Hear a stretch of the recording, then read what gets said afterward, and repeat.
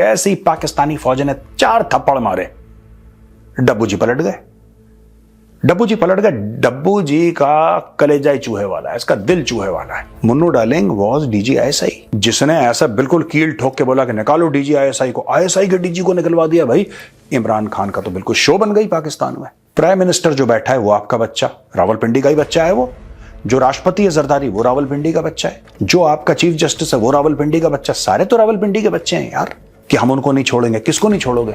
जो गरीब पीटीआई का था उसको तुमने जेल में डाल दिया, बाकी को तुमने एनआरओ दे दिया। आज का दिन है, आप लोग अपने पॉलिटिशियंस को रगड़ रहे हो। एक पॉलिटिशियन आया है इमरान खान, जिसने आपको रगड़ दिया। आपको उस चीज का बुरा लग रहा है कि इसकी औकात कैसे हो गई कि इसने हमारी तरफ आंख उठा के देख ली। आपने उसको टॉर्चर करा, आपने उसको जेल में डाला, आपने उसके बाथरूम में सीसीटीवी कैमरा लगाया, आपने उसको जलील बेइज्जत करने की कोशिश, आपने हर चीज। खान नहीं टूटा, और मुझे लगता है खान नहीं टूटा, ये सबसे बड़ी पाकिस्तानी फौज की हार है। खान को नहीं तोड़ पाया। जय हिंद दोस्तों, मैं हूं मेजर गौरव आर्य और आप देख रहे हैं द चाणक्य डायलॉग्स। इस वीडियो को लाइक करिए, हमारे चैनल को सब्सक्राइब करिए, बेल आइकन दबाना बिल्कुल भी मत भूलिएगा। 9 मई दोस्तों, वो दिन अब कल आने वाला है। 9 मई, आज 8 है। 9 मई वो दिन था जिस दिन इमरान खान को अरेस्ट करा तो पाकिस्तान में आग लग गई। ये पिछले साल की बात कर रहा हूं मैं। इमरान खान को पकड़ के ले गई पुलिस, साथ में रेंजर्स भी थे। उसको घसीट के ले गए, उसको अरेस्ट करा। अरेस्ट करने के बाद ऐसा हुआ कि कोर कमांडर के घर, लाहौर कोर कमांडर के घर, जिन्ना हाउस में रहता था वो, घुस गई भीड़। उसका कोरमा वोरमा चोरी कर लिया, उसके मोर चोरी कर लिए। मतलब क्या नहीं चोरी करा, तार वार निकाल लिया उसके घर से यार। अब पाकिस्तानी कौम ने कभी ऐसा देखा नहीं था कि घर में कोरमा भी होता है फ्रिज के अंदर पड़ा हुआ। सब पागल वागल हो गए, इन्होंने ये सब कर दिया। आज की तारीख में क्योंकि 9 मई आ रहा है तो पाकिस्तानी फौज ने 2-3 बड़े बड़े कमेंट दिए हैं दोस्तों।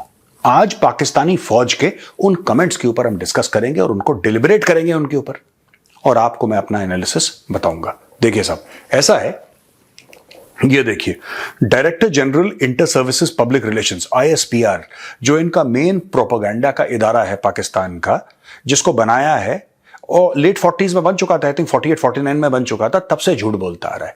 ये वही इदारा है, यही ऑर्गेनाइजेशन है जिसने 15 दिसंबर 1971 को, 15 दिसंबर 1971 को ये बोला था कि हम एंड तक लड़ते रहेंगे काफिरों से, कभी घुटने नहीं टेकेंगे, कट जाएंगे, मर जाएंगे, मौसी बर्बाद हो जाएंगे, चक्की पीसिंग एंड पीसिंग। सारे डायलॉग 15 को मारे, 16 तारीख को इन्होंने हथियार अपने डाल दिया पाकिस्तानी फौज ने। आपको पता ही है स्टोरी, ठीक है? ये वही ISPR है। तो ISPR फिर दंदन आया और मेजर जनरल अहमद शरीफ चौधरी, ये DG ISPR हैं। तो DG ISPR major general Ahmed Sharif Chaudhry साहब ने emphasize करा need to punish the perpetrators and the facilitators of the May 9 riots in accordance with the constitution and law to preserve the credibility of the country's justice system। ठीक है जी। और उन्होंने ये बोला कि भाई, एक तो ये बोला कि पाकिस्तान के कानून के तहत उनको सजा मिलनी चाहिए, राइट। उन्होंने बोला बहुत बड़ा यह हादसा हो गया पाकिस्तान के साथ, और फिर उन्होंने बोला कि यह मैटर सिर्फ पाकिस्तानी फौज का नहीं है, पूरे पाकिस्तान का है। अब 1 साल होने वाला है यार। मुझे एक बात अभी तक यह समझ में नहीं आई कि 1 साल होने वाला है और भाइयों ने आज तक उनको पनिश क्यों नहीं करा। कुछ गरीबों को इन्होंने जेल में डाल दिया। मैं आपको बताता हूं दोस्तों, पाकिस्तान ने करा क्या। बड़ा स्मार्ट गेम खेला। ये कभी सारे दरवाजे बंद नहीं करते पाकिस्तानी। आप पाकिस्तानी के मुंह पे 4 थप्पड़ मार दो, ठीक है। अगर वो पठान होगा वो आपको निपटा देगा, अगर वो बलोच होगा आपको निपटा देगा। लेकिन अगर वो पाकिस्तानी पंजाबी होगा ना, वो देखेगा कि यार इसने मार तो दिया, जो बेइज्जती होनी थी हो गई, क्या कल मुझे इससे कोई फायदा मिल सकता है कि नहीं। ये ऐसी कौम है यार, पाकिस्तानी पंजाबियों की जो कौम है ना, दे आर लाइक दैट। इन्होंने क्या करा देखो, वेरी स्मार्टली। नाउ पाकिस्तानी फौज है, इनके सामने क्या चीफ जस्टिस, क्या इनके सामने प्रधानमंत्री पाकिस्तान का, क्या राष्ट्रपति, ये जानवर समझते हैं सबको। पब्लिक की तो खैर वैल्यू नहीं है कोई, बड़े बड़े लोगों को। इन्होंने क्या करा, इस पाकिस्तानी पंजाबी फौज ने, what they have done is कि इन्होंने दरवाजे खोले रखे अपने। जो मेन सियासतदान थे, जो कि पाकिस्तान तहरीक इंसाफ में थे, राइट, पाकिस्तान तहरीक इंसाफ में, जिन्होंने इंस्टिगेट करा। अब एक एग्जांपल मैं आपको बताता हूं, छोटा सा एग्जांपल, मैं ज्यादा डिटेल में नहीं जाऊंगा because this has a limited timeline, this programme of mine. तो दोस्तों अब मैं आपको एक एग्जांपल देना चाह रहा हूं, सिर्फ एक, क्योंकि फिर ज्यादा एग्जाम्पल दूंगा, वीडियो बहुत लंबा हो जाएगा। आपने चौधरी फवाद हुसैन का नाम सुना है? जंगली सुअर, जो बड़ी स्पीड से भागा था कोर्ट में जब पुलिस वाले आए थे। जंगली सुअर खर खर खर करके भागा था, फिर उसको पकड़ लिया गया। 150 किलो का बंदा इतनी स्पीड से भागे, it was impossible for me to imagine, but he ran very fast. I must commend him for that. घाट घाट का पानी पिया हुआ इस बंदे ने। कौन सी ऐसी पॉलिटिकल पार्टी है पाकिस्तान में जिसको इसने ज्वाइन नहीं करा, और कई कई पॉलिटिकल पार्टी तो 2-2 बार छोड़ चुका है ज्वाइन करके ये। अब ये जो बंदा है, ठीक है, इसने क्या करा, जैसे ही इसको पता लगा, एज सून एज ही केम टू नो कि अब इमरान खान का पत्ता कट गया, फौज इसके पीछे पड़ गई, ये बंदा फिर भाग गया। ठीक है जी, ये भागा, दाएं बाएं भागा, पुलिस से भागा, ये भागा, फिर इसने इमरान खान की चीजों को कंडेम करना शुरू करा। इसने फिर से अपनी पार्टी बदल ली, इसने पीटीआई छोड़ दी। ये और पार्टीज के जलसे में मिला बैठा हुआ। आप समझ रहे हैं? तो इसने इमरान खान को कंडेम करके, मई 9 के वाकयों को कंडेम करके, इमरान खान की पार्टी को छोड़ के इसने फौज के साथ डील कर ली, चौधरी फवाद हुसैन ने, और ये बोला कि साहब ठीक है, कोई बात नहीं, डज नॉट मैटर, ठीक है, अब मैं आपकी तरफ हूं, कल मैं इनकी तरफ था, बह गया था, आज मैं अपनी फौज की तरफ हूं। और फौज के कसीदे पढ़ना शुरू करे। यही फवाद हुसैन वो था जो ट्रक के ऊपर खड़ा होकर बोलता था कि अगर इमरान खान को कुछ हुआ तो आग लगा देंगे। ये वही वाला है, ये जो ट्रक के ऊपर जब इमरान खान को गोली लगी थी ना, याद है आपको? इमरान खान को फायरिंग वायरिंग करी थी, किसी ने गोली लगी थी, इसके पैरपूर में गोली लग गई थी इमरान के। ये वही वाला बंदा है। उसके एक दिन बाद ट्रक पे खड़ा होकर बोलता है ये कि मैं ये कर दूंगा, ये कर दूंगा, ये कर दूंगा। जैसे ही पाकिस्तानी फौज ने 4 थप्पड़ मारे, डब्बू जी पलट गए। डब्बू जी पलट गए। डब्बू जी का कलेजा ही चूहे वाला है, इसका दिल चूहे वाला है, ठीक है। शरीर इसका बड़ा है, जिस्म जो इसका है ना वो दरवाजे से बड़ा है। एक बड़ा दरवाजा होता है ना, दरवाजे से बड़ा इसका जिस्म है, लेकिन दिल इसका चूहे का है। अब देखो, डीजीआईएसपीआर ने बोला कि we must hold accountable those accused of involvement in the main 9 riots. ओ भाई, किसने मना कराया आपको? आपने सबको तो एनआरओ दे दिया। NRO may not be the classical term for this, but I am just saying, क्योंकि सब पाकिस्तानी समझते हैं, और ये मैं पाकिस्तानी ऑडियंस से बोल रहा हूं। General Asim Munir army chief है, इमरान खान का कट्टर दुश्मन। ये वही जनरल आसिम मुनीर है जो, आपको एक और छोटी सी कहानी सुना दूं दोस्तों। आसिम मुनीर और इमरान खान का बहुत पुराना रिश्ता है, ठीक है, एक दूसरे से नफरत करते हैं। ये था DG ISI, general Asim Munir. Munnu darling was DG ISI, और जब ये डीजीआईएसआई था, ये उस समय बाजवा था आर्मी चीफ, राइट? कौन सा Bajwa? Qamar Javed. Qamar Javed Bajwa was army chief. ये पहुंच गया, आसिम मुनीर डीजीआईएसआई पहुंच गया इमरान खान के पास। इमरान खान के पास पहुंचा, उसने बोला कि साहब ये देखो, मेरे फोन पे कुछ प्रूफ है। किस बात का प्रूफ है? आपकी बीवी जो है, आपकी बीवी बुशरा बीबी, वो पैसे खा रही है, वो करप्ट है, वो ट्रांसफर पोस्टिंग में पैसे खा रही है। ये इसकी फोन रिकॉर्डिंग है, ये इसका वीडियो है। ये इमरान खान कलप गया। उसने बोला तुम मेरी बीवी के ऊपर। इमरान खान ने ये नहीं देखा कि डीजीआईएसआई सच बोल रहा है कि झूठ बोल रहा है। कोई भी प्रधानमंत्री होता है ये बोलता है कि ठीक है भाई, मैं चेक करवाऊंगा, जरा एक कमीशन बैठाओ, पता लगाओ कि ये जो औरत है इसने क्या सच में पैसा खाया है कि नहीं। इमरान खान ने उल्टे काम करा। इमरान खान ने यह बोला कि नहीं, तुमने कैसे मेरी बीवी की फोटो ली, तुमने कैसे ये करा, कैसे करा, और ही थ्रू अ फिट। उसने सांस रोक के, जैसे बच्चा बैठ जाता ना, आइसक्रीम खानी है, आइसक्रीम खानी है। उसने जनरल बाजवा को बुलाया, बोला जनरल साहब देखिए, आपका छोटा जनरल क्या बकवास कर रहा। इमरान खान ने इसको निकलवा दिया डीजीआईएसआई की पोजीशन से, आसिम मुनीर को। इमरान खान तो पहला बंदा बन गया यार पाकिस्तान की हिस्ट्री में जिसने ऐसा बिल्कुल कील ठोक के बोला कि निकालो डीजीआईएसआई को। आईएसआई के डीजी को निकलवा दिया भाई। इमरान खान का तो बिल्कुल शो बन गई पाकिस्तान में। पाकिस्तानियों ने सोचा कि साहब इमरान खान से तगड़ा कोई बंदा ही नहीं है, राइट? फिर क्या हुआ, धीरे धीरे धीरे धीरे सब कुछ सेट हो गया। एक दिन आसिम मुनीर बन गया आर्मी चीफ। वही बंदा पाकिस्तान का आर्मी चीफ बन गया जिसको इमरान खान ने डीजीआईएसआई की कुर्सी से किक आउट करा था, लात मार के बाहर निकाला था, बेइज्जत करके, जलील करके, रुसवा करके। वो बन गया आर्मी चीफ। अब उसने बोला कि आण दो भैया, आगे की स्टोरी अब मैं लिखूंगा पाकिस्तान की। और उसने स्टोरी लिखनी शुरू करी। लेकिन मैं पाकिस्तानी फौज से यह पूछता हूं कि आसिम मुनीर आर्मी चीफ है जो कि इमरान खान से नफरत कर रहा है, और करता भी है, जाहिर सी बात है, उसके अपने कारण है, एंड आई एग्री, ठीक है, करेगा वो। सारी हुकूमत आपके हाथ में। प्राइम मिनिस्टर जो बैठा है वो आपका बच्चा, रावलपिंडी का ही बच्चा है वो। जो राष्ट्रपति है जरदारी, वो रावलपिंडी का बच्चा है। जो आपका चीफ जस्टिस है वो रावलपिंडी का बच्चा, सारे तो रावलपिंडी के बच्चे हैं यार, सारे रावलपिंडी की पैदाइश हैं। फिर यहां पे प्रॉब्लम किस चीज की हो रही है? आप क्यों नहीं सबको जस्टिस दिला पाए और क्यों नहीं why won't they drag to the courts and sentence? 1 साल हो गया, आपके पास तो सारा कुछ वीडियो में है। आप बताएंगे किसी को कि केस कितना आगे चला है? जो नॉर्मल कारकुन थे पीटीआई के, आम कारकुन जो थे, उनको तो, जिनको कुछ नहीं, बस उनको व्हाट्सएप ग्रुप में पता लगा, बोला कूच करो, कूच कर गए, वहां पे जाके पिट गए वो। उनको तो हजारों की तादाद में आपने जेल में डाल दिया पीटीआई वालों को। जिनको कुछ ना पता एक ना पता दो, कोई लाठी लेके निकला, कोई हॉकी लेके निकला, कोई झंडा लेके निकला, उनको पकड़ के डाल दिया। लेकिन जो बड़े बड़े लोग थे जिन्होंने एक्चुअली प्लानिंग करी थी, इमरान खान ने अकेले तो करी नहीं होगी, इमरान खान के साथ पूरी टीम रही होगी। वो टीम कहां पे है दोस्तों? सारी टीम ने या तो रिजाइन कर दिया पीटीआई से, चल के दूसरी पार्टी, कुछ लोग विदेश में बैठे हुए हैं, कुछ लोग बाहर बैठे हुए हैं, आराम से बाहर बैठे हुए हैं, कोई दिक्कत नहीं, उनको कोई नहीं पूछ रहा, दे आर आउटसाइड। अब उनको पाकिस्तानी फौज कुछ कर नहीं सकती, वो बाहर से यूट्यूब पे वीडियो बना रहे हैं। तो मेरा ये कहना है कि फिर पाकिस्तानी फौज किससे गिला कर रही है कि हम उनको नहीं छोड़ेंगे? किसको नहीं छोड़ोगे? जो गरीब पीटीआई का था उसको तुमने जेल में डाल दिया, बाकी को तुमने एनआरओ दे दिया, अब छोड़ना पकड़ना किसको है? ये देखो, no talks will be held with any political leader or group which attacks his own army and indulges in propaganda against them. यार देखो ना, मैं एक बात बताता हूं, मैं पाकिस्तानी फौज को बोलता हूं, जनरल आसिम मुनीर को, सर वेरी रिस्पेक्टफुली मैं आपको एक बात कहना चाहता हूं।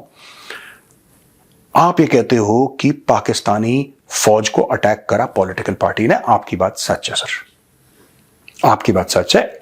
आप कोर कमांडर के घर पे नहीं घुसना चाहिए था, रावलपिंडी आपके जीएचक्यू में नहीं घुसना चाहिए था। फौज को अटैक करा एयर बेसिस पे, चाहे क्वेटा का एयरबेस हो और कहीं का भी एयरबेस था। आई थिंक आपका, आई थिंक पंजाब में एक एयरफोर्स बेस था, वहां पे भी अटैक हुआ है। I think Balochistan, somewhere Khyber Pakhtunkhwa, 2-3 air bases पे अटैक हुए, नहीं होने चाहिए थे। ये तो मैं कहता हूं एज एन इंडियन फौजी, मैं कह रहा हूं नहीं होना चाहिए था। लेकिन आप एक बात सोचिए ना जनरल आसिम मुनीर साहब, आपने कितनी बार पाकिस्तान की पॉलिटिक्स और पाकिस्तान की पॉलिटिकल पार्टीज को अटैक करा? उन्होंने तो कुछ नहीं बोला। जनरल आयूब खान ने शुरू करा था यह सिलसिला, जनरल आयूब खान ने ऐसा कर दिया पाकिस्तान के संविधान को, पाकिस्तान के कॉन्स्टिट्यूशन को। और वो दिन था, आज का दिन है, आप लोग अपने पॉलिटिशियंस को रगड़ रहे हो। एक पॉलिटिशियन आया इमरान खान जिसने आपको रगड़ दिया, आपको उस चीज का बुरा लग रहा है कि इसकी औकात कैसे हो गई कि इसने हमारी तरफ आंख उठा के देख ली। आपको यह दुख हुआ। और मैं इमरान खान को कोई पसंद नहीं करता, मैं इमरान खान को डिसलाइक करता हूं। मैं आपको बताऊं, मुझे इमरान खान पसंद नहीं है। बस मैं एक चीज एडमायर करता हूं कि वो बेखौफ है, वो डरता नहीं है। इतना मैं खान के बारे में कहूंगा। बाकी मैं खान की किसी भी पॉलिसी मुझे ढंग की नहीं लगती खान की, मुझे I don't like Imran Khan. लेकिन हां, दुश्मन होने के बावजूद यह बात मैं एडमिट करता हूं कि खान बेखौफ है, खान डरता नहीं है। कोई और सियासतदान होता ना, अभी बाप बाप कह रावलपिंडी भाग रहा होता, बाप बाप कह के आसिम मुनीर के कदमों में पड़ा रहता। खान नहीं टूटा, यह मैं मानता हूं। बाकी खान मुझे पसंद नहीं है, मुझे नहीं अच्छा लगता इमरान खान, ठीक है। लेकिन आप लोग डरा नहीं पाए सर, आप लोग खान को तोड़ नहीं पाए। आपने उसको टॉर्चर करा, आपने उसको जेल में डाला, आपने उसके बाथरूम में सीसीटीवी कैमरा लगाया, आपने उसको जलील बेइज्जत करने की कोई, आपने हर चीज। खान नहीं टूटा। और मुझे लगता है खान नहीं टूटा, यह सबसे बड़ी पाकिस्तानी फौज की हार है। खान को नहीं तोड़ पाए आप। एक अकेला बंदा है सर वो, उसकी आधी टीम भाग गई, आधी टीम भाग गई उसकी। जो इसके बड़े बड़े, सिर्फ जो खान के लॉयल और फेथफुल कौन है, खान के वफादार कौन है? जो पाकिस्तान का गरीब है ना, जो पीटीआई का गरीब कारकुन है, जो खान के बताए हुए नए पाकिस्तान में भरोसा रखता है, वो नहीं टूटा और खान नहीं टूटा। बाकी बीच वाले तो बिचौलिए निकले, ये फवाद चौधरी टाइप के, ये भाग गए कार्टून लोग। खान को तुम नहीं तोड़ पाए और ये खान की सबसे बड़ी जीत है। और मैं फिर कहता हूं मुझे खान नहीं पसंद, मैं फिर कहता हूं मुझे नहीं खान पसंद, लेकिन वो बेखौफ है, ये मानना पड़ेगा। अब देखिए साहब, no talks will be held with any political leader. आप खुद घुसे सियासत में सर, आसिम मुनीर साहब, आप सियासत में घुसे। जब आप सियासत में घुसेंगे तो सियासत भी फौज के अंदर घुसेगी। ये तो दोनों तरफ की स्टोरी है ना यार। आपको यह बुरा लग रहा है कि जिन बंदों को आप 70-75 साल से थप्पड़ मार रहे थे, उन्होंने वापस आपके चेहरे पे एक थप्पड़ कैसे जड़ दिया। आपकी असली प्रॉब्लम यह है, इन्होंने जवाब कैसे दे दिया, इनकी औकात क्या है। ये 2-2 कौड़ी के सियासतदान पाकिस्तानी फौज के सामने मुंह खोलेंगे। आपको ईगो प्रॉब्लम है और कोई प्रॉब्लम नहीं है। अगर किसी और डेमोक्रेटिक कंट्री में आप होते ना तो फौज की इतनी हिम्मत नहीं होती, फौज डिसिप्लिन में रहती है और फौज की बड़ी इज्जत होती है। आज की तारीख में फौजी सड़क पर ज्यादा है, लोग थूकते हैं पाकिस्तान। क्यों? वाई? ये सब आपके कर्म है सर।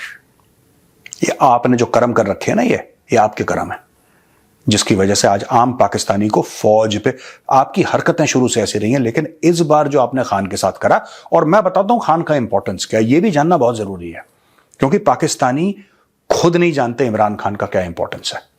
ठीक है, मैं कोई तारीफ नहीं कर रहा खान की, जो सच है वो बोल रहा हूं। अगर मैं झूठ बोल रहा हूं तो आप कमेंट्स में लिखिए कि मेजर साहब आपने झूठ बोला है।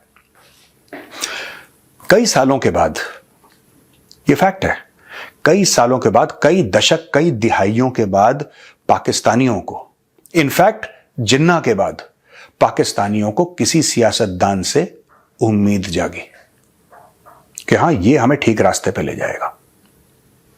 ये सारा खेल उम्मीद का है और इसमें कोई खेल नहीं है सर, मैं आपको बताता हूं, और खेल नहीं है, ये सारा खेल उम्मीद का है। उसने पाकिस्तानियों को उम्मीद दी कि चलो इस रास्ते पे साथ चलते हैं। आपको खान का रास्ता हजम नहीं हुआ, आपने उसको तोड़ना चाहा, खान तो टूटा नहीं। आपने खान की पार्टी को तोड़ना चाहा, जो इंडिपेंडेंट लड़े थे वो अक्सरियत में आ गए। अब ये आपके लिए बड़ी इंबैरेसमेंट हो गई। फिर आपने बोला कि यार अपनी अस्तबल में कोई लंगड़ा गधा है, तो उसने बोला हाँ एक है साहब, वो बहुत जोर से यस सर बोलता है, वो सर सर एक है जो बहुत जोर से यस सर बोलता है। क्या नाम है उसका? कहता है साहब लंगड़े गधे का नाम है शहबाज शरीफ, बनाओ उसको प्रधानमंत्री पाकिस्तान का, मजा आ जाएगा। और ऐसे आपकी सियासत चल रही है।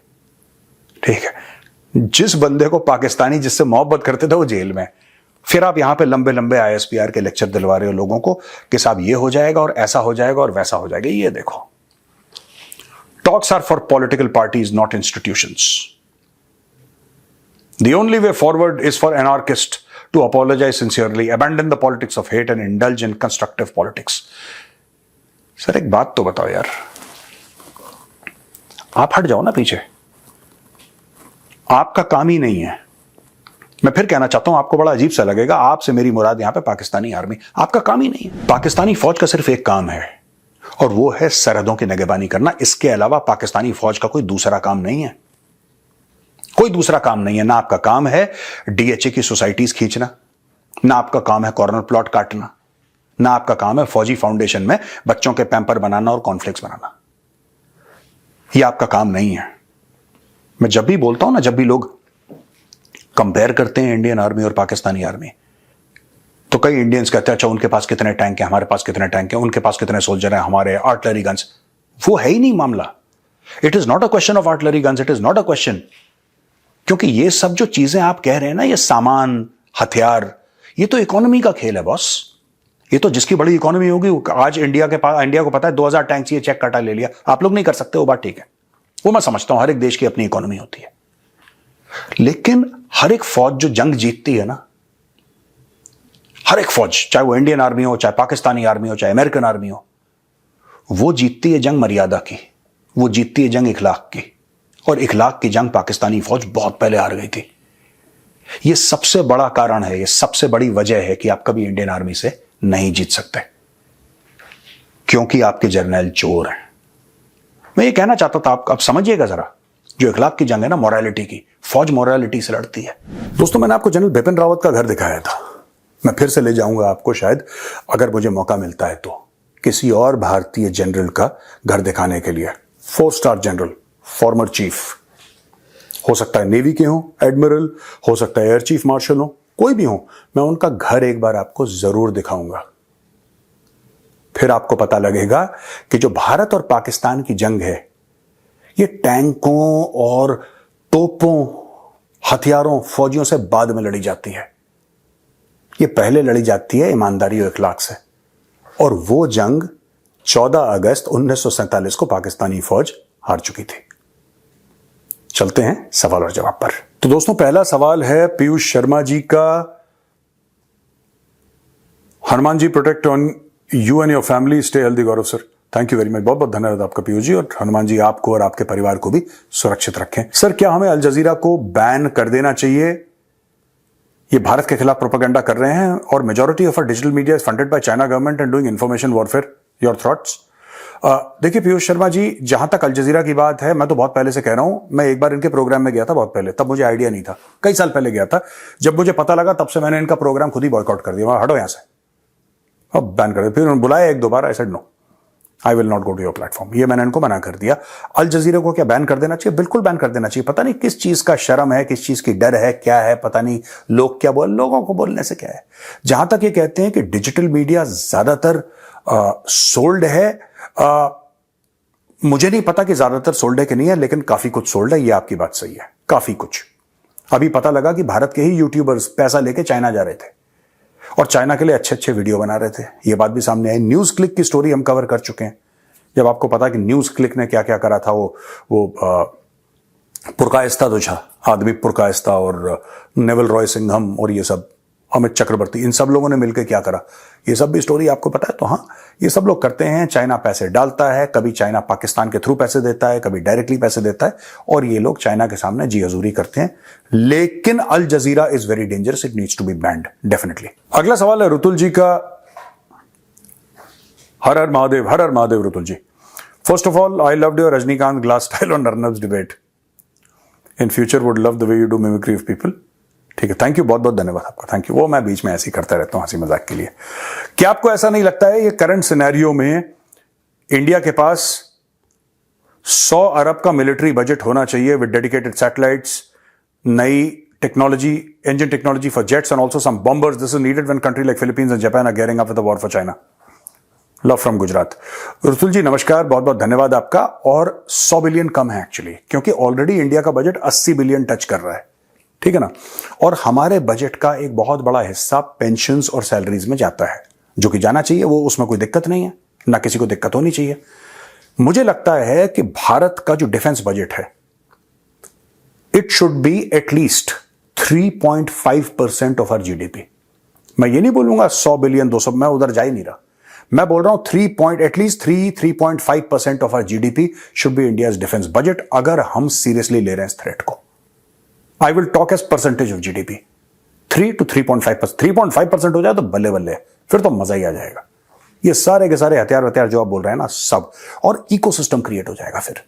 क्योंकि अभी क्या सरकार कर रही है, बहुत पैसा डाल रही है डिफेंस में, और इसमें से 90% कह रही है मेक इन इंडिया, भारत में ही, विदेशी कंपनियों को पैसा मत दो, इंडिया में ही बनवाओ।